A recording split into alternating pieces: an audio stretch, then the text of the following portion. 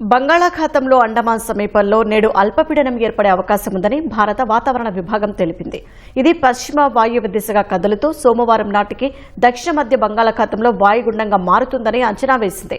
తర్వాత అదే దిశలో పయనిస్తూ బుధవారం నాటికి నైరుతి బంగాళాఖాతంలో తుపానుగా బలపడే అవకాశం ఉందంది.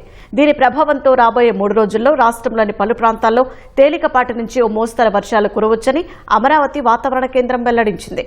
శనివారం ప్రకాశం, శ్రీ పొట్టి శ్రీరాములు, నెల్లూరు, వైఎస్సార్ కడప, అన్నమయ్య, చిత్తూరు, తిరుపతి జిల్లాల్లో అక్కడక్కడ తేలికపాటి నుంచి ఓ మోస్తరు వర్షాలు కురిసే అవకాశం ఉందని రాష్ట్ర విపత్తుల నిర్వహణ సంస్థ తెలిపింది.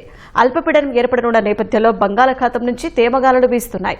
వీటి ప్రభావంతో రాష్ట్రంలో చలి తీవ్రత తగ్గింది. ఏజెన్సీ ప్రాంతాల్లో కనిష్ట ఉష్ణోగ్రతలు పెరిగాయి. అల్లూరి సీతారామరాజు జిల్లాలో 13 డిగ్రీలకు పైగా నమోదయ్యాయి.